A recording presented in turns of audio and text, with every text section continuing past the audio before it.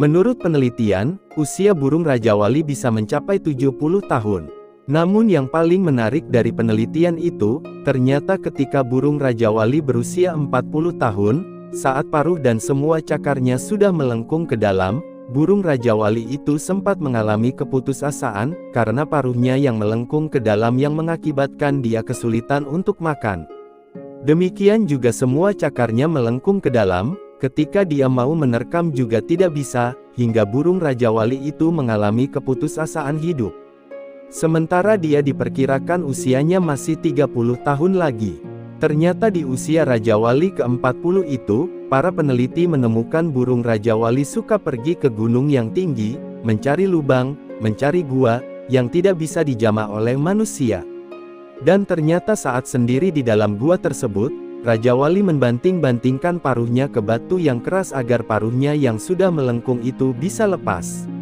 Untuk melepaskan paruhnya itu dia harus membanting-bantingkan ribuan kali, berdarah-darah, sampai wajahnya menjadi tidak karu-karuan, dan ternyata dia berhasil melepaskan paruh yang melengkung itu, dan setelah itu kemudian dalam hitungan bulan, tumbuhlah paruh baru yang lurus kembali seperti semula. Setelah paruhnya tumbuh lurus, dia mulai mematuki seluruh cakarnya hingga cakarnya yang melengkung itu pun bisa rontok, dan kemudian lepas hingga tumbuh cakar yang baru. Rupanya proses transformasi ini berlangsung selama kurun waktu 5 bulan atau sekitar 150 hari. Ternyata burung rajawali yang ingin melangsungkan kehidupannya, menjadi lebih baik saja, harus bertransformasi, harus menyakiti dirinya, dan ternyata proses menyakiti itu adalah proses transformasi positif untuk menjadikan kehidupannya menjadi abadi. Barangkali proses transformasi ini juga terjadi pada diri kita, hanya bentuknya yang berbeda. Kita tidak melepaskan paruh yang melengkung karena kita tidak memilikinya, kita juga tidak melepaskan kuku-kuku yang sudah melengkung karena kita tidak memilikinya.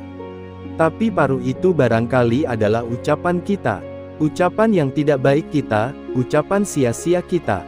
Oleh karena itu, orang-orang yang suci selalu mengajarkan kepada kita, kurangi dan perbanyak. Kurangi kata-kata yang mengejek, perbanyak kata-kata yang menghargai.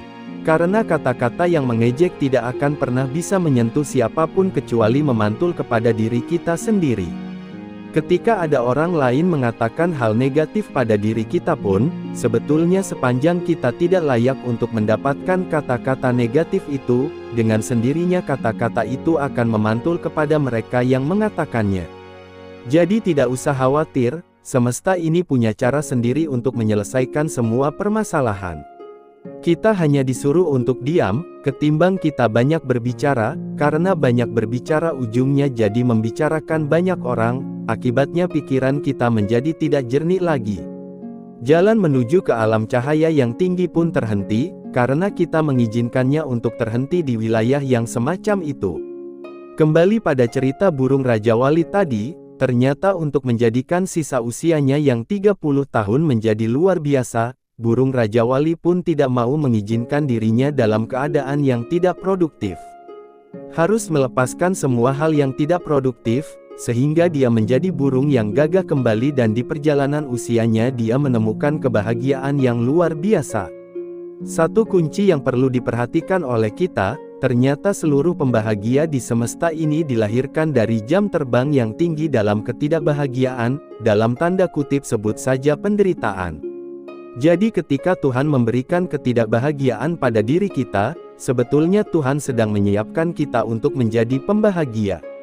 Kelihatannya, bagi orang yang tidak tahu, penderitaan itu sesuatu yang buruk, tapi bagi orang yang tahu, sebenarnya Tuhan sedang menyiapkan kita menjadi jauh lebih hebat, sepanjang kita tidak terjebak untuk mengizinkan diri kita terkotori.